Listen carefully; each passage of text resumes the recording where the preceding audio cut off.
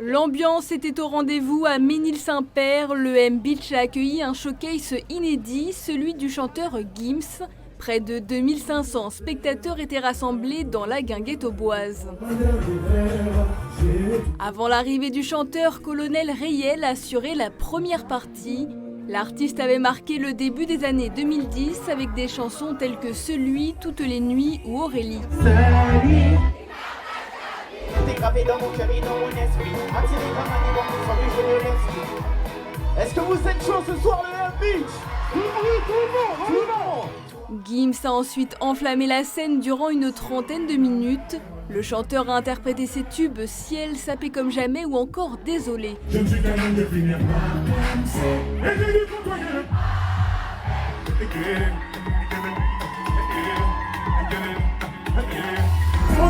assassine, je vais gratter la prise, j'ai mis dans le dossier tout. La soirée s'est conclue avec un feu d'artifice.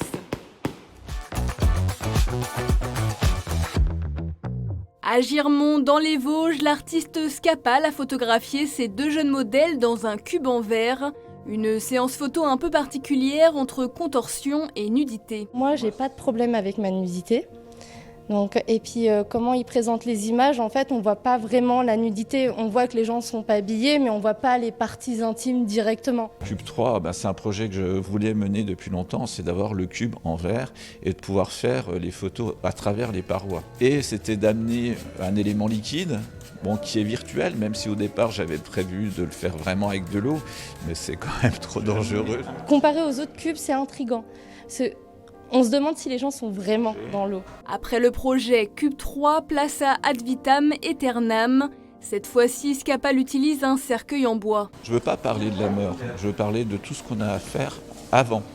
C'est-à-dire tout ce qui fait qu'on est nous, nos passions, nos amours, tout ce qui est la vie avant d'arriver là, quoi. C'est ça le sujet. Près de 2 ans de travail seront nécessaires pour que l'artiste propose ce projet au regard. Ils empruntent le mystique chemin du druide. Auteur de 6 ouvrages, Pascal Wuttke a voulu faire se rencontrer la légende et le réel. Dans sa commune de Boust, en Moselle, l'écrivain a puisé dans son univers pour retracer un parcours mystique. Il y a une nouvelle qui s'appelle Le chemin du druide. Et dans cette nouvelle, je dis que les pèlerins qui viennent du nord de l'Europe et qui vont jusqu'à Compostelle, donc au Moyen-Âge, ils s'arrêtent ici, près d'un arbre qui est planté sur la tombe d'un druide. Ce druide, il s'est transformé en arbre et il va chercher sa bien-aimée par monts et par vaux et surtout à travers l'écume du temps. Et les couples qui viennent de se former, ils empruntent le mystique chemin du druide. Une légende qui amène le voyageur jusqu'au Petersbar où l'arbre et la pierre du récit se côtoient.